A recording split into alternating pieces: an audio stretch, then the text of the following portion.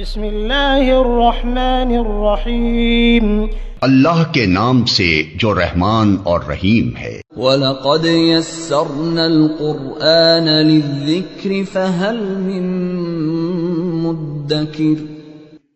ہم نے اس قرآن کو نصیحت کے لیے آسان ذریعہ بنا دیا ہے، پھر کیا ہے کوئی نصیحت قبول کرنے والا؟ اعوذ باللہ من الشیطان الرجیم، بسم اللہ الرحمن الرحیم، والذین اذا اصابهم البغی هم ينتصرون، وجزاء سیئة سیئة مثلها، فمن عفا وأصلح فأجره على الله إنه لا يحب الظالمين۔ ان آیات میں جنتیوں کی صفات کا بیان جاری تھا۔ ان صفات میں ایمان، توکل، گناہوں سے بچنا، معاف کرنا، استجابت اور حکم ماننا، نماز قائم کرنا، معاملات کو مشورے سے طے کرنا اور اللہ کے راستے میں خرچ کرنا، ان 8 صفات کا ذکر ہو چکا تھا، اور یہ نئی صفت ہے کہ والذین، اور وہ لوگ اذا اصابهم البغی، کہ جب ان پہ کوئی ظلم واقع ہوتا ہے، وهم ينتصرون، تو وہ بدلہ لیتے ہیں۔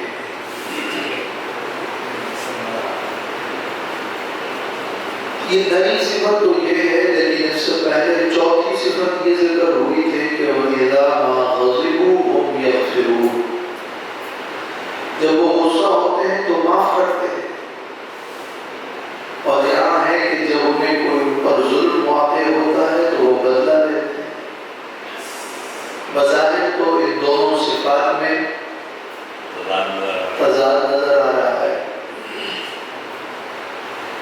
لیکن یہ تضاد اس لیے نہیں ہے کہ وَإِذَا مَا غَضِبُوا هُمْ يَغْفِرُونَ، معاف کرنا بھی اللہ والوں کی صفت ہے، اور بدلہ لینا یہ بھی اللہ والوں کی صفت ہے، لیکن موقع کو دیکھ کر۔ اگر کوئی مجرم اس نوعیت کا ہے کہ اگر انہیں معاف کیا جائے تو جرم مزید بڑھ جائے گا، اور وہ اس کو کسی قسم کی ندامت نہیں ہے، تو وہاں پہ معاف نہیں کرتے بلکہ بدلہ دیتے ہیں۔ اور اگر قادر ہو اور معاف کرنے میں فائدہ زیادہ ہے تو پھر معاف کرتے ہیں۔ تو دو مختلف حالات پر یہ مبنی ہے۔ اسی طرح یوں کہہ سکتے ہیں کہ دعوت کے میدان میں، دعوتی معاملات میں معاف کرتے ہیں، دنیاوی امور کے اندر اپنا بدلہ بھی لے لیتے ہیں۔ یا عزیمت تو ان لوگوں کا یہ ہے کہ وہ معاف کرتے ہیں، لیکن رخصت موجود ہے کہ وہ بدلہ لیں۔ غرض یہ کہ یہ جو صفت ذکر ہو رہی ہے کہ وہ ينتصرون، وہ بدلہ لیتے ہیں، اس کا یہ مطلب نہیں ہے کہ وہ معاف نہیں کرتے، بدلہ لیتے ہیں، بلکہ اس کا مطلب یہ ہے کہ وہ جب بدلہ لیتے ہیں تو برابر کا بدلہ لیتے ہیں، ظلم نہیں کرتے۔ ان پر ظلم ہوا اور اگر بدلہ لینا ہو تو بدلہ برابر لیتے ہیں، اور اس سے بھی آگے بڑھ کر معاف کر دیتے ہیں۔ تو یہ صرف اصل میں یغفرون کے مقابلے میں نہیں ہے کہ وہ بدلہ ضرور لیتے ہیں اور معاف نہیں کرتے، بلکہ مطلب یہ ہے کہ جب بدلہ لیتے ہیں تو برابر کا بدلہ لیتے ہیں، زیادتی نہیں کرتے۔ اور وہ اگلی آیت سے واضح بھی ہے والذین اذا اصابهم البغی هم ینتصرون، اور وہ لوگ کہ جب ان کو کوئی ظلم پہنچتا ہے تو وہ بدلہ لیتے ہیں، برابر کا زیادتی نہیں کرتے۔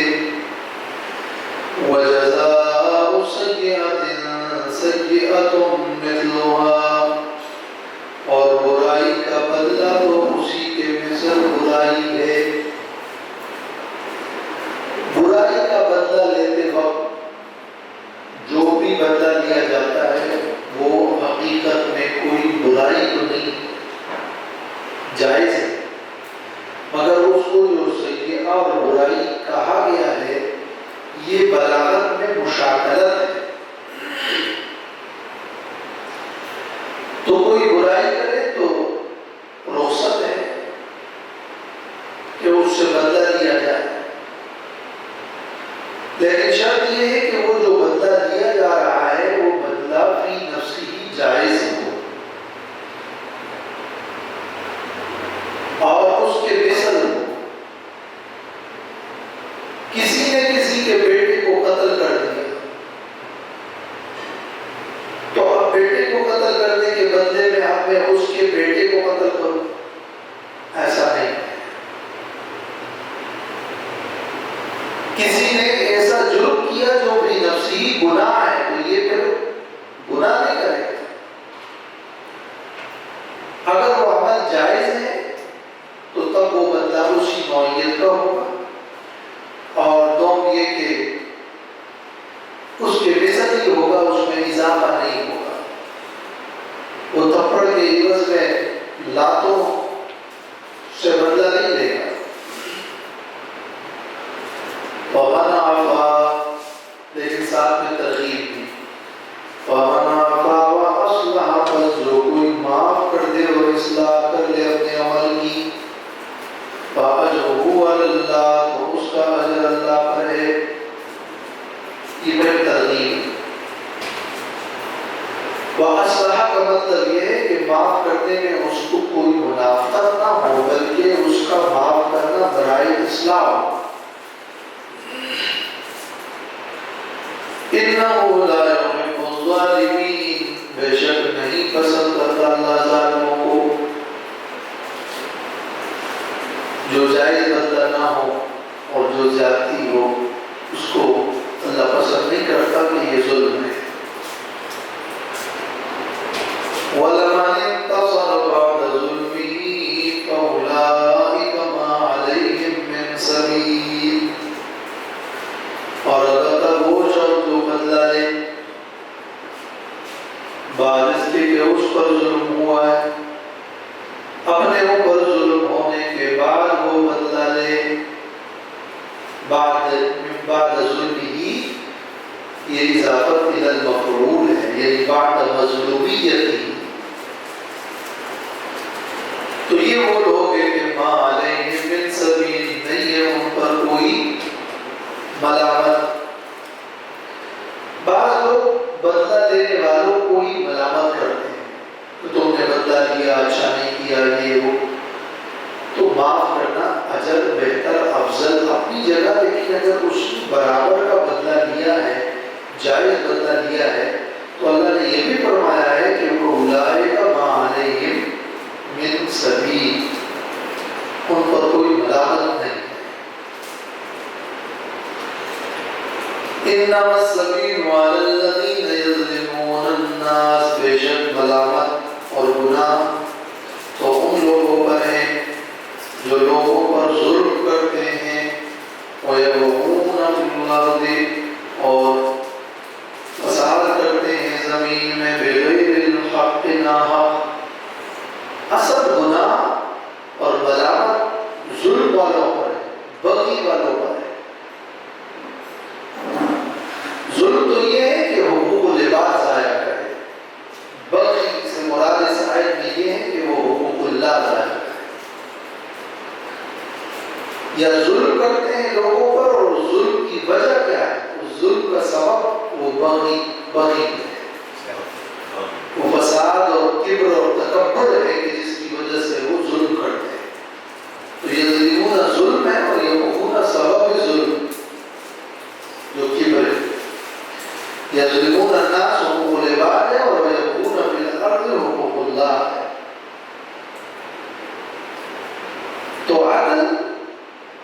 یا عفو، یہ دو جائز ہیں، اور ظلم یہ منع ہے۔ کسی نے زیادتی کی تو اب یا تو آپ بدلا لیں، برابر کا وہ عدل ہے، یا آپ معاف کر دیں، وہ اعلیٰ درجہ ہے، یا پھر آپ اگر زیادتی اور ظلم کریں گے تو وہ تیسرا جائز ہے، ملامت ان ظالموں پر ہے۔ اولئک لہم عذاب علیم، یہ وہ لوگ ہیں کہ ان کے لیے عذاب ہے دردناک۔ وَلَمَنْ صَبَرَ، اور البتہ جس نے صبر کیا، وَغَفَرَ، اور معاف کر دیا۔ غفر کا مطلب یہ ہے کہ دل کے اندر سے وہ پریشانی بھی اس نے ظاہر کر دی۔ إِنَّ ذَلِكَ لَمِنْ عَزْمِ الْأُمُورِ، بے شک یہ البتہ حکمت کے کاموں میں سے۔ عزم الامور یہ اضافہ الی الموصوف ہے، عزم الامور یعنی الامور المعزومہ، یہ ان کاموں میں سے ہے کہ جو ہمت والے اور عزیمت والے کام ہیں۔ وَمَن يُضْلِلِ اللَّهُ فَمَا لَهُ مِن وَلِيٍّ مِّن بَعْدِهِ، یہاں تک تو صفات کا ذکر ہوا۔ اب اس آیت میں مومنین کے عمدہ صفات اور اچھے انجام کے بعد کفار کی بری صفت اور برے انجام کا ذکر ہے، اور ان لوگوں کے لیے ان آیات میں وعید ہے کہ جو ان صفات سے محروم ہے اور باوجود معافی کے پھر بھی جو لوگ ظلم کرتے ہیں اور ظلم سے باز نہیں آتے، تو ان کے لیے یہ وعید ہے۔ تو یہ جو وعید ذکر کی جا رہی ہے اس کا ان صفات سے تعلق ہے۔ وَمَن يُضْلِلِ اللَّهُ، اور جس کو اللہ گمراہ کر دے، فَمَا لَهُ، تو نہیں ہے اس کے لیے مِن وَلِيٍّ، کوئی دوست، مِن بَعْدِهِ، اس کے بعد۔ اب ان کا دنیا میں کوئی دوست نہیں، کوئی حمایتی نہیں، کوئی مددگار نہیں، کوئی بچانے والا نہیں۔ من بعدہ کا مطلب ہے من بعد الاضلال، اللہ کے ان کو گمراہ کرنے کے بعد کوئی ان کو ولی اور دوست اور بچانے والا اور رہنما نہیں ملے گا۔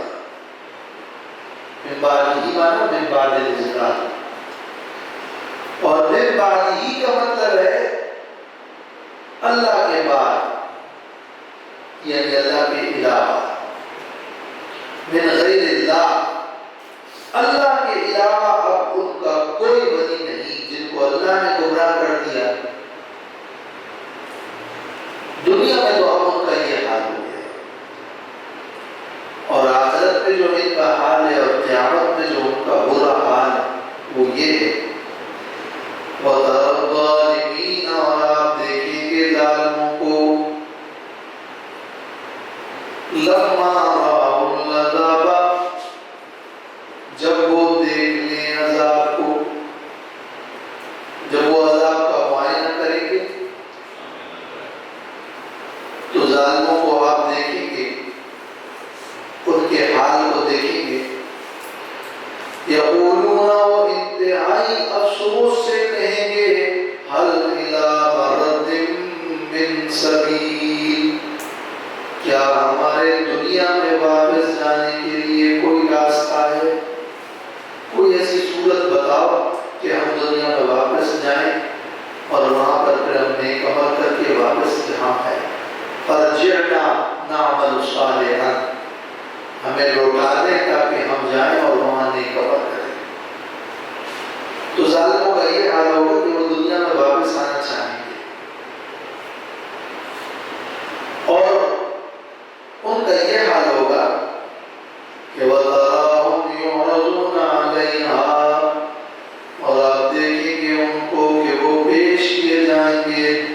جہنم پر، علیہا جہنم کے عذاب پر. جو عذاب ذکر ہوا تو جہنم کا ہے، آگ کا ہے، تو اس پر وہ پیش کیے جائیں گے. خاشعین من الذل، کہ وہ جھکے ہوئے ہوں گے ذلت کی وجہ سے. خشوع کا لفظ اصل میں دبنے اور جھکنے کو کہتے ہیں. ایک تو خشوع وہ ہے جو عبادت میں خشوع ہے، الذین هم فی صلاتهم خاشعون، وہ خشوع عبادت ہے. اور ایک خشوع کا مطلب ذلیل ہونا ہے، جس کو خشوع ذلت کہتے ہیں. تو یہ قیامت میں یہ لوگ خاشعین ہوں گے من الذل، وہ عبادت والی خشوع نہیں ہوگی. خشوع اللہ سے جو خوف اپنے دل میں رکھنے والے مومنین ہیں، یہ وہ نہیں ہیں، بلکہ جھکے ہوئے ہوں گے ذلت کی وجہ سے. خاشعین من الذل ينظرون من طرف خفي، دیکھیں گے وہ چھپی نگاہ سے، چھپی نگاہ سے دیکھیں گے. چھپی نگاہ کیا ہے؟ چھپی نگاہ سے مراد کمزور اور ضعیف نگاہ. ایک شخص جب کسی کام پر شرمندہ ہو تو وہ نظر نہیں اٹھا سکتا، یا ایک شخص جب خوف زدہ ہو، جیسے کوئی کسی کو تلوار سے مار رہا ہو اور اس نے سر نیچے کیا ہو اور چپکے سے وہ اوپر دیکھ، تو دیکھنا چاہ نہیں رہا لیکن چپکے سے دیکھنا شروع کر دے. یہ نظر خفی اور یہ نگاہ ضعیف طرف خفی ہے. معنی یہ کہ وہ نہایت خوف زدہ ہوں گے اور شرم کے مارے وہ کم آنکھوں سے اور کمزور نظر سے دیکھیں گے. وقال الذين آمنوا، اور کہیں گے وہ لوگ جو ایمان لائے، ان الخاسرین الذين خسروا انفسهم، کہ بے شک پورے خسارے والے، کامل خسارے والے وہ لوگ ہیں جنہوں نے اپنی جانوں کو خسارے میں کر دیا، وَأَهْلِيهِمْ، اور اپنے اہل کو، اپنے متعلقین کو، یوم القیامت، قیامت کے دن. ایمان والے یہ کیوں کہیں؟ بطور شکریہ، شکر ہے کہ اللہ شکر ہے کہ ہم خسارے میں ہیں، اور بطور ملامت کی کہ وہ ان بد کرداروں کو ملامت کریں گے کہ تم نے جو کچھ کیا وہ تو سراسر خود کو اور اپنے اہل و عیال کو خسارے میں ڈالنا ہے. الا ان الظالمین فی عذاب مقیم، یاد رکھو، خبردار، کہ بے شک ظالم لوگ عذاب ہمیشہ میں ہوں گے. وما كان لهم من اولیاء، اس آیت میں ہم شرک فی الولایت کی تردید اور مزید وعید شدید ہے.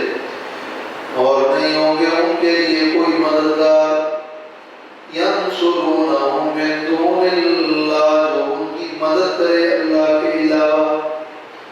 ومن یضلل اللہ فما له من سبیل، اور جس کو اللہ گمراہ کر دے تو نہیں ہے اس کے لیے کوئی راستہ، کوئی راستہ، کوئی ہدایت کا راستہ نہیں ہے دنیا میں، کوئی نجات کا راستہ نہیں ہوگا عذاب سے، کوئی جنت کا راستہ نہیں ہوگا آخرت میں.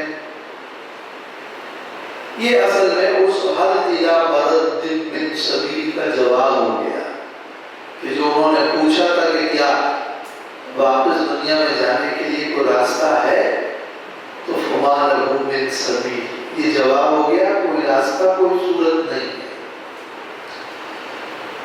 اب ان عذابوں سے بچنے کے لیے نجات کا طریقہ کیا ہے وہ بتایا جا رہا ہے. استجیبوا لربکم، حکم مانو اپنے رب کا، من قبل ان یأتی یوم، قبل اس کے کہ آ جائے وہ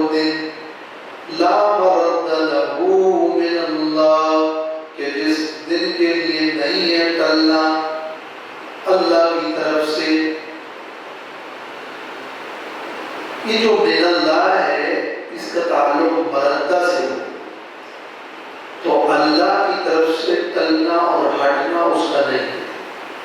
یعنی ایک دفعہ اللہ نے جب اس کا فیصلہ کر دیا تو کر دیا، اب اللہ کی طرف سے اس کا ٹلنا نہیں ہے۔ یا پھر یہ من اللہ متعلق ہے ان یأتی سے، قبل اس کے کہ اللہ کی طرف سے کوئی دن آ جائے، وہ دن آ جائے، لا مرد لہو، تو اس کے لیے پھر ٹلنا اور ہٹنا نہیں ہے۔ تو یہ کہ آ جائے وہ دن اللہ کی طرف سے، من اللہ۔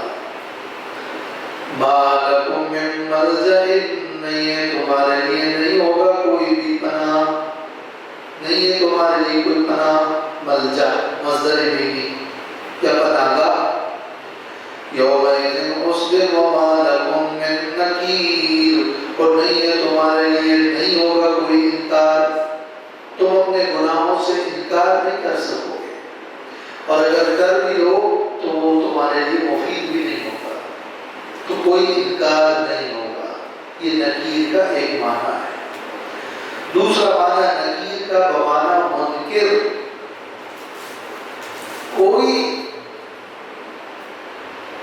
منکر نہیں ہوگا، یعنی کوئی عذاب کو دفع کرنے والا، عذاب کا انکار کرنے والا اور اس عذاب کا روک ٹوک والا پھر کوئی نہیں ہوگا۔ تو رب کا حکم مانو، بس یہ سبب نجات ہے، باقی کوئی دوسرا راستہ نہیں ہوگا۔ لیکن باوجود اس کے فَإِنْ أَعْرَضُوا، پس اگر یہ لوگ اعراض کر لیں، وَمَا أَرْسَلْنَاكَ عَلَيْهِمْ حَفِيظًا، تو ہم نے نہیں بھیجا آپ کو ان پر نگران۔ اگر یہ لوگ اس تجیب کے حکم سے اعراض کر لیں اور حکم نہ مانے تو حساب آپ کا نہیں، اس لیے کہ آپ ان کے اعمال کے نگران تو نہیں ہیں کہ آپ سے باز پرس ہو۔ آپ کا جو کام تھا وہ تو آپ نے کر دیا، اور آپ کا کام یہ ہے ان علیک الا البلاغ، نہیں ہے آپ پر مگر پہنچانا اور تبلیغ ہے۔ تو آپ کا حال تو یہ ہے کہ آپ تبلیغ کریں اور وہ آپ کرتے ہیں، تو پھر آپ ان کے اعراض سے پریشان نہ ہوں۔ اور جبکہ ان کا حال یہ ہے کہ وَإِنَّا إِذَا أَذَقْنَا الْإِنسَانَ، اور بے شک ہم جب چکاتے ہیں انسان کو ملنا اپنی طرف سے رحمتاً، کوئی رحمت، فرح بہا، تو یہ انسان اس پر خوش ہو جاتا ہے۔ وَإِن تُصِبْهُمْ سَيِّئَةٌ، اور اگر پہنچے ان کو سیئۃ، کوئی برائی مصیبت، بِمَا قَدَّمَتْ أَيْدِيهِمْ، بسبب اس کے جو ان کے ہاتھوں میں بھیجا ہے آگے، فَإِنَّ الْإِنسَانَ كَفُورٌ، تو بے شک انسان ناشکرا ہے۔ آپ کا حال تبلیغ ہے، وہ آپ نے کر دیا۔ ان کا حال یہ ہے کہ تکبر بھی کرتے ہیں اور ناشکری بھی کرتے ہیں، تو پھر آپ کو کوئی فکر نہیں ہونی چاہیے اگر وہ اعراض کرے۔ یہ آیت کا مطلب اور ربط۔ ایسے ہی ان علیک الا البلاغ، یہ لوگ اعراض کرتے ہیں، آپ تبلیغ کرتے ہیں، لیکن یہ اعراض کیوں کرتے ہیں؟ اس لیے کہ ان کا مزاج یہ بنا ہے کہ اگر ہم نعمت دیں تو تکبر کرتے ہیں، اگر کوئی مصیبت آتی ہے تو ناشکری کرتے ہیں۔ تو جن کا مزاج ایسا بگڑ جائے ان کا اللہ سے تعلق بگڑ جاتا ہے، اور اللہ سے تعلق بگڑنے کا نتیجہ اعراض ہی ہے، چنانچہ وہ اعراض کرتے ہیں۔ اس آیت میں انسان کے مزاج کو بیان کیا گیا ہے۔ انسان کو نعمت ملے تو چاہیے کہ اس کو اللہ کی طرف منسوب کر کے شکر کرے۔ یہ شکر کرنا یہ خوشی ہے، فرح الشکر ہے، فرح الشکر اور شکر والی خوشی یہ تو قابل تعریف ہے، لیکن ایک خوشی یہ ہے کہ انسان اس نعمت کو منعم کی طرف منسوب نہ کرے، بلکہ مزید اس نعمت پر تکبر کر کے اتراتا ہے۔ وہ فرح البطر ہے، وہ فرح تکبر ہے۔ تو انسان کو جب ہم چکاتے ہیں اپنی طرف سے کوئی رحمت، کوئی نعمت، کوئی خوشحالی، تو فرح بہا، وہ اس پر خوش ہوتا ہے، تکبر والی خوشی کرتا ہے۔ حقیقی خوشی اور شکر اور نعمت اللہ کی طرف منسوب نہیں کرتا۔ تو یہاں فرح سے مراد فرح البطر ہے۔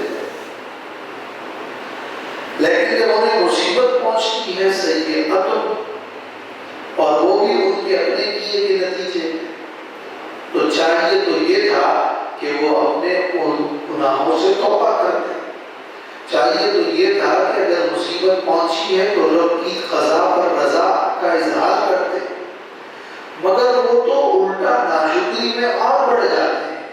فَإِنَّ الْإِنسَانَ كَفُورٌ۔ تو یہ گویا کہ مصائب میں جو کچھ کرتا تھا، توبہ اور استغفار اور توکل اور رضا بالقضا، اس کے مقابلے میں ناشکری شروع ہو گئی۔ تو جب مزاج اس طرح کا بگڑ جائے کہ وہ نہ نعمت سے سمجھے، نہ مصیبت سے سمجھے، نہ مصیبت سے متنبہ ہو، نہ نعمت سے راہ راست پہ آئے، تو آپ کی تبلیغ کا ان پر اثر نہیں ہوگا۔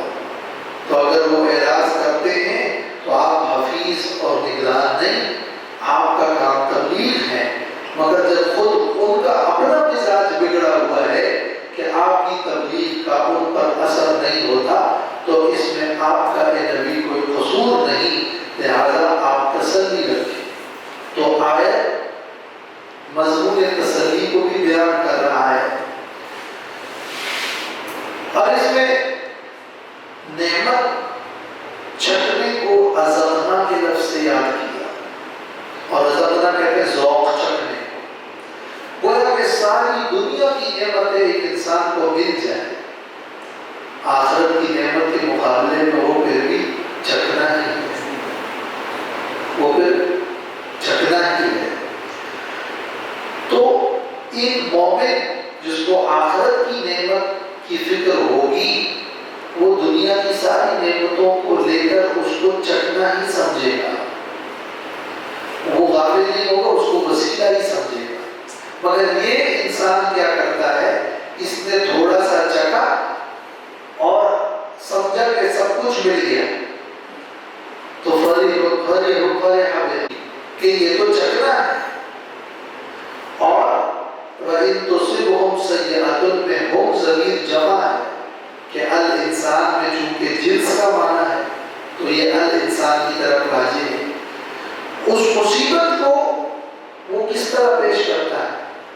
وَإِن تُصِبْهُمْ، ہم ضمیر اس لیے لائے کہ جب نعمت ملتی ہے تو پھر دوسروں کو شریک نہیں کرتا ہے، لیکن جب مصیبت ملتی ہے تو لوگوں کے درمیان رہ کر بڑا شور مچاتا ہے۔ تو وَإِن تُصِبْهُمْ سَيِّئَةٌ، تو خوشی میں بھی اعراض اور غمی میں بھی اعراض اور کفران۔ اذا اذقنا میں خوشی کے موقع پر لفظ اذا ہے، اور مصیبت کے موقع پہ لفظ ان ہے، کہ مصیبت تو وہ چاہتا نہیں اگر آ جائے، اور خوشی تو وہ چاہتا ہے کہ آئے اور مسلسل رہے، تو گویا کہ اس کا وقوع چاہتا ہے۔ تو آیت میں بڑی بلاغت ہے، اللہ تعالیٰ سے مانتے ہیں۔